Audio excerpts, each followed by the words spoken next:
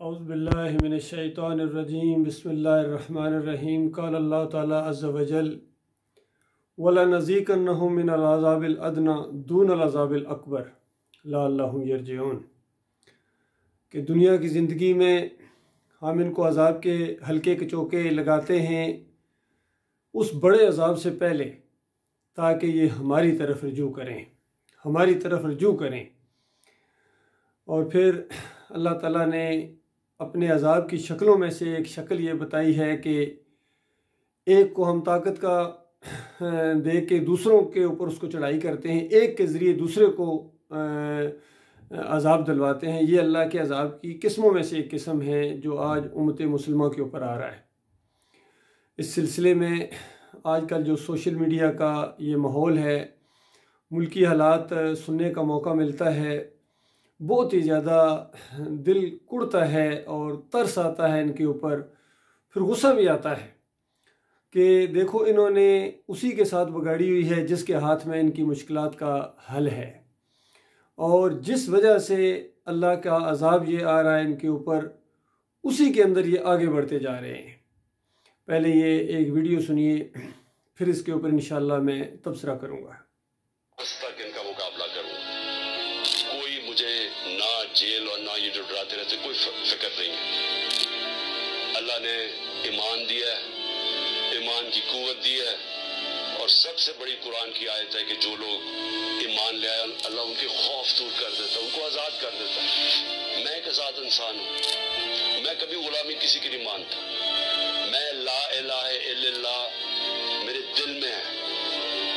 मैंने अल्लाह के सामने दावा किया हुआ कि अल्लाह तेरे सिवा कोई खुदा नहीं है, कोई खौफ के बुत की मैं पूजा करता नहीं। और ना आप देखिए, इमरान खान साहब कह रहे हैं कि मैं ईमान में बहुत मजबूत हूँ और मेरा अल्लाह पर ईमान है, और मैं ला इलाहा इल्लल्लाह मेरे दिल में है, और मैं ये समझता हूँ कि अल्लाह के अलावा कोई खुदा नहीं है।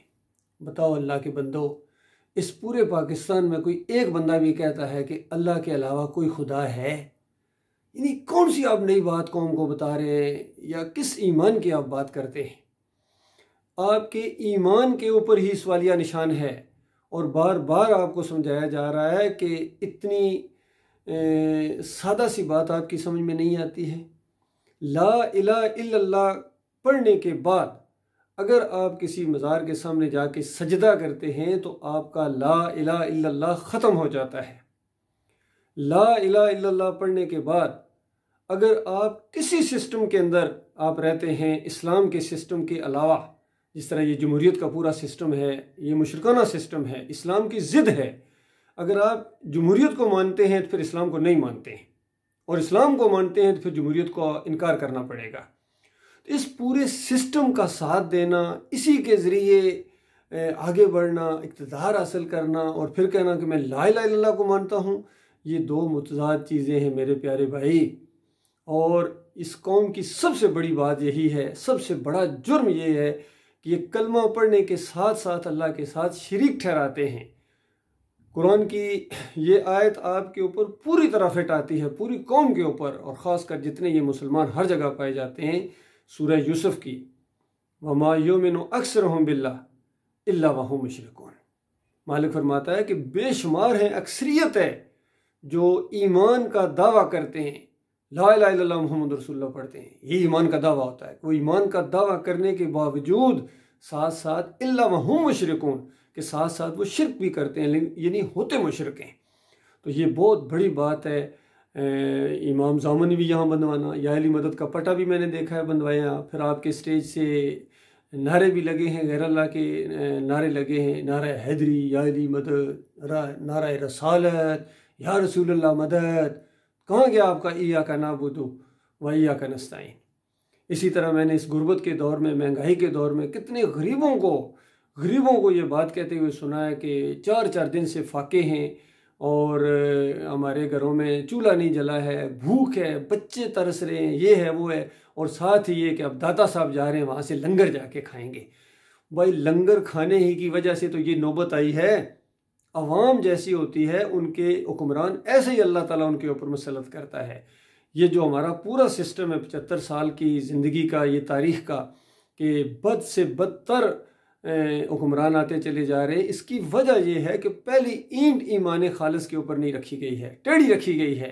इससे पहले मेरी वीडियोज़ के अंदर मैं उसकी निशानदेही कर चुका हूँ कि पहली ईंट रखने वाले ने भी अपने ईमान की खराबी का इजहार कर दिया। उसने कहा मैं अकेला नहीं बना सकता था इस पाकिस्तान को, ये तो रसूलुल्लाह सल्लल्लाहु अलैहि वसल्लम ने कुछ मदद की है, वो आके उनकी फैज़ की वजह से हुआ है। तो पहली ईंट ही शिर्क के ऊपर रखी गई अल्लाह के बंदों, और बड़े बड़े उलमा इसकी गवाही देते हैं हाँ ऐसा ही हुआ है।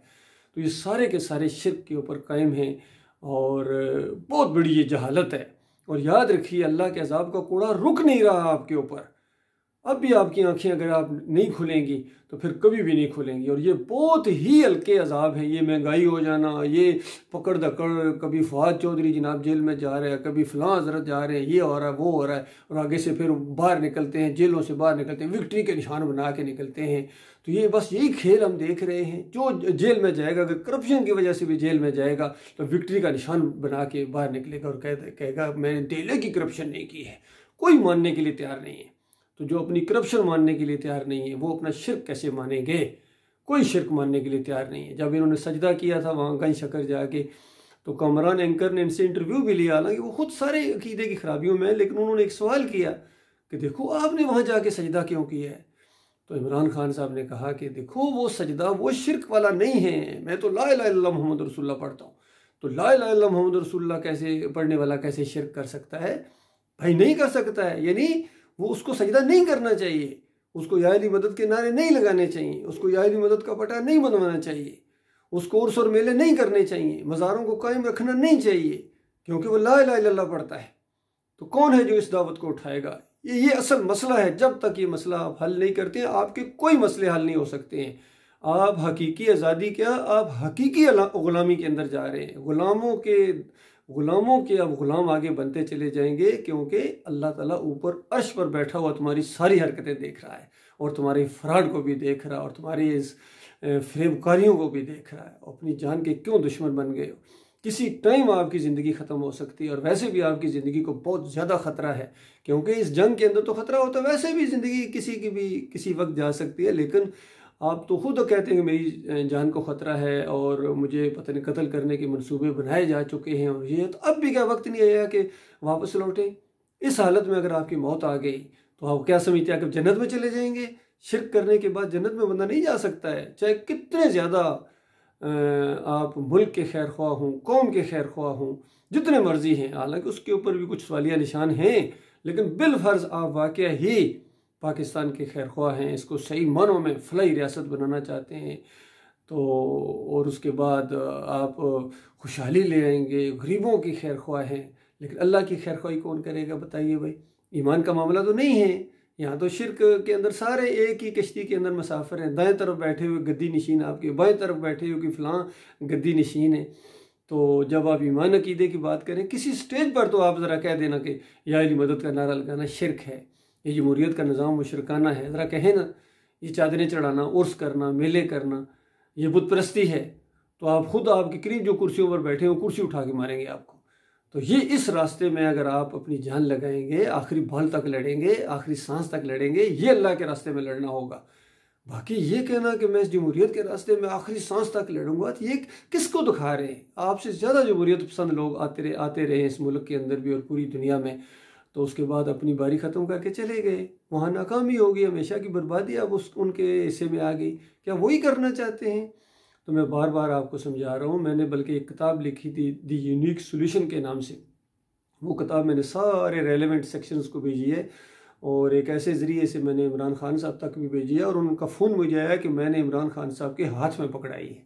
अब उसके बाद पढ़ने के बाद भी उसके अंदर सारा ये जमहूरियत का सिस्टम लिखा है कि ये मुशरकाना निज़ाम है, और इसके रास्ते में इस फील्ड में आप कभी कामयाब नहीं हो सकते हैं, क्योंकि ये पुराने खिलाड़ी हैं। सारा का सारा सिस्टम ही ऐसा, इस सिस्टम के अंदर रह के आप जितना मर्जी कुड़ते रहें, जो मर्जी करें, हर नया दिन, हर नया माहौल जो है एक नई स्टोरी लेके आपके सामने आता है। और फिर आप कभी प्रेस कॉन्फ्रेंस करते हैं, कभी उधर कौम से खिताब करते हैं, कभी ये करते हैं, कभी वो करते हैं। इसी तरह वक्त गुजरता जा रहा है, वक्त गुजरता जा रहा है, और एक दिन आएगा आखिरी सांस आएगा, और ईमान खालिस जिसके लिए आप पैदा किए गए, जिसके लिए आपको कोशिश करनी चाहिए, वो तो आपने स्टेप भी नहीं उठाया, तो उसके बाद हमेशा की बर्बादी है। तो ये कौम के साथ आपकी खैरख्वाही नहीं है, यकीन कीजिए। ये वही पुराना जाल है जो नए अंदाज से लाया जा रहा है। इससे पहले भी आते रहे, फिर सोने के दरवाजे लगाने वाले, उर्स और मेले करने वाले। फिर मैं पूछता हूँ, आपके कंधों के ऊपर कर्जे हैं, कभी आपने ये बयान दिया है कि ये मज़ार के ऊपर सोने का दरवाज़ा क्यों लगा हुआ है? इसको उखेड़ो, बेचो, और फिर टाइलें और संगे मरमर और फिर कितनी चादरें, कितना खर्चा शिर्क के रास्ते में, इतना खर्चा आ रहा है, कितना सफ़र किए जा रहे हैं शिर्क के रास्ते के अंदर, कुफर के रास्ते के अंदर। फिर दीन का एक पूरा निज़ाम इनका ये मुशरकाना, और कोई बरेलवी है, कोई देवबंदी है, कोई अहले हदीस है। तो बताओ अल्लाह के बंदो, कब इनसे निकलोगे? क्या मरने के बाद मौका ख़त्म हो जाएगा? वापसी तो नहीं है। मैं कोई सियासी लीडर नहीं हूँ, यानी सियासी से जमहूरी लीडर, और ना ही मैं कोई मौलवी हूँ, ना ही मैं कोई पीर हूँ। मैं आपका भाई हूँ। मैं 7 पंजाब रेजिमेंट है मेरी, मैं आर्मी अफसर हूँ अल्हम्दुलिल्लाह। और ये बात आपको इसलिए बता रहा हूँ, सबको यही बात बता रहा हूँ कि गुज़श्ता 37 साल से मैं ये चीज़ बता रहा हूँ कि देखो तबाही के रास्ते की तरफ जा रहे हो, जहन्नम मुँह खोले तुम्हारा इंतज़ार कर रही है। और कब वो वक्त आएगा कि तुम अल्लाह की तरफ पलटोगे, अल्लाह के दीन की तरफ पलटोगे। अब हमारे आर्मी चीफ हाफ़िज़ कुरान है, लेकिन पहले सफ़े का, मैंने पहले दिन जब ये अपॉइंटमेंट इनको मिली थी, मैंने कहा आज टेस्ट है, इय्याका नअबुदु व इय्याका नस्तईन, पहला सफ़ा, इसके ऊपर ज़रा अमल करके दिखाओ ना। कुरान तो ये तालीम देता है, और आपके सामने हर चीज़ हो रही है, अल्लाह की नाफरमानियाँ हो रही हैं, ख़ासकर शिर्क के ज़रिए अल्लाह को गालियाँ दी जा रही हैं, और आपकी ज़ुबान नहीं खुलती है उसके ख़िलाफ़। क्या अल्लाह ने आपको इक़्तिदार इसलिए दिया था? आप अगर दोबारा आपको इक़्तिदार मिल जाए इमरान खान साहब, तो क्या आप इन शिर्क के अड्डों को ख़त्म करने का कोई इरादा भी रखते हैं? हरगिज़ नहीं। बल्कि आप तो पिछली दफ़ा कहा था कि इस दफ़ा मिलाद पहले से ज़्यादा जोशो खराश के साथ केक काटा जाएगा। आपको मालूम है कि ये शिर्क है? गैर अल्लाह की नज़रों न्याज, चाहे 11वीं की शक्ल में हो, चाहे केक की शक्ल में हो, चाहे 10 मुहर्रम की ये जो सबील लगती है, सबीलें लगती हैं और वहाँ हलीम गोटी जाती है, कोई है जिसके अंदर जरूरत ये इसके खिलाफ आवाज़ उठाएगी? शिर्क है, अल्लाह का इनकार है, कुरान का इनकार है, कलमे का इनकार है। तो ये कहना कि ईमान मेरे अंदर है, वो कौन सा अंदर ईमान है? ये शिर्क बिल्कुल वाज़ेह चीज़ होती है। शिर्क और तौहीद के दरमियान ज़मीन और आसमान का फ़र्क है, बिल्कुल वाज़ेह है। ईमान, अकीदा, तौहीद ये पहली चीज़ है, ये अल्लाह को पसंद है, अल्लाह की रहमत को जोश में दिलाती है। और जो शिर्क है, अल्लाह का गज़ब नाज़िल होता है इसके ऊपर, अल्लाह की लानत बरसती है। तो ये 75 साल तक ये जो कुछ हो रहा है, ये कुफ्र शिर्क का एक दौर। अल्लाह के बंदो, ये बुत परस्ती है, ये मज़ार परस्ती, कब्र परस्ती, जमहूरियत परस्ती, ये बुत परस्ती है। जो किसी ने कहा ना कि इन ताज़ा खुदाओं में बड़ा सबसे वतन है, जो पैरहन इसका है वो मज़हब का कफन है। इसका जो पैरहन है, इसका जो उड़ना बिछोना है, ये दीन इस्लाम का कफन है। दीन इस्लाम आएगा तो ये ख़त्म होगा, ये होगा तो दीन इस्लाम नहीं है। इसलिए किसको धोखा दे रहे हो? कौम को सही रहनुमाई करो, बिल्कुल। कौम की यूथ वैसे भी आपके साथ एक अक्सरियत है। जब अक्सरियत है, आप ईमान अकीदे की दावत लेकर उठें और इस सारे किसी की परवाह ना करें। ये करप्शन जो मजहबी करप्शन हुई है अल्लाह के साथ, ईमान के साथ, तौहीद के साथ, उसकी आपको कोई परवाह नहीं है।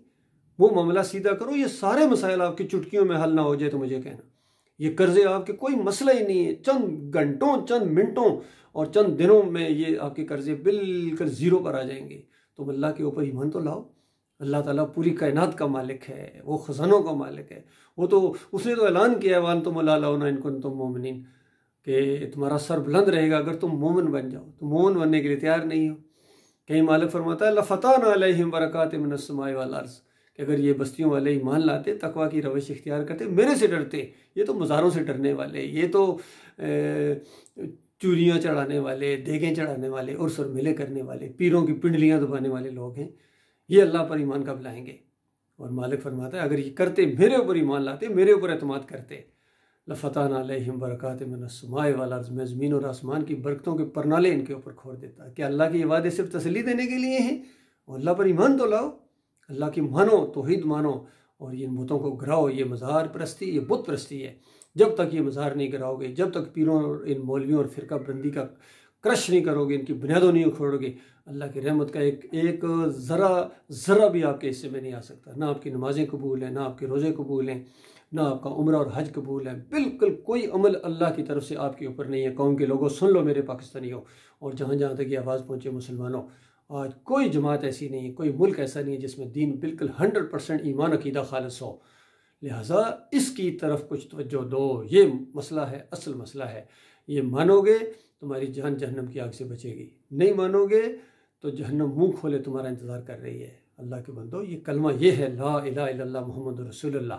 ये नहीं कि कलमा अल्लाह के अलावा कोई खुदा नहीं। कौन कहता है अल्लाह के अलावा कोई खुदा है? कहो अल्लाह के अलावा कोई दाता नहीं, बाटी वाला दाता नहीं है।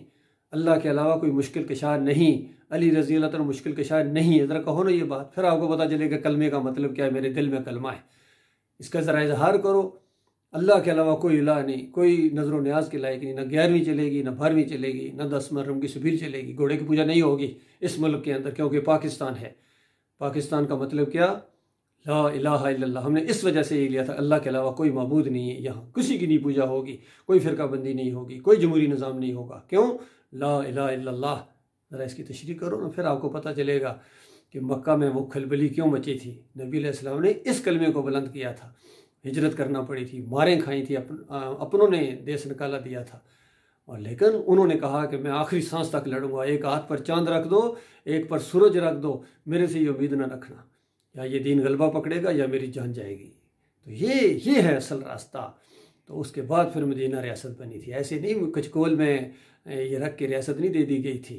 बाकी ये कहना कि मैं मौत से नहीं डरता हूँ, इस तरह हर कोई कहता है मौत से मैं नहीं डरता हूँ, मौत सिर्फ अल्लाह के हाथ में है। भाई ये तो अल्लाह ही के हाथ में, कौन कहता है किसी और के हाथ में। तो वो आखिरी लम्हा आ गया और ईमान आपने खालिस ना किया, अल्लाह की तरफ ना पलटे, तो फिर उसके बाद पता है क्या है ठिकाना?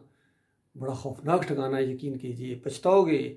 मेरे भाइयों में सबको ये बात कह रहा हूँ, जितने ये सियासी लीडर हैं सबके लिए यही पैगाम है। जितने ये मजहबी लोग आए हुए हैं सियासत के अंदर, फजल और रहमान और सारे जितने हैं, सबको मैं तवज्जो दिला रहा हूँ, क्योंकि सबके अकीदे के अंदर ख़राबी है। कोई एक भी ऐसा नहीं है जो ईमान खालिस के साथ हो। या जितने ये फ़िरके हैं, मसलक हैं, कोई मसलक ऐसा नहीं है, चाहे जमात इस्लामी हो, तंजीम इस्लामी हो, सबके अकीदे के अंदर कहीं ना कहीं शिरक मौजूद है। ये बातें मैं खैर ख्वाही के तौर पर कह रहा हूँ, सही मनों में हमदर्दिया, तरस आता मुझे आपके ऊपर। यकीन कीजिए, अल्लाह ताला आपको गौर व फिक्र करने की तौफीक अता फरमाए।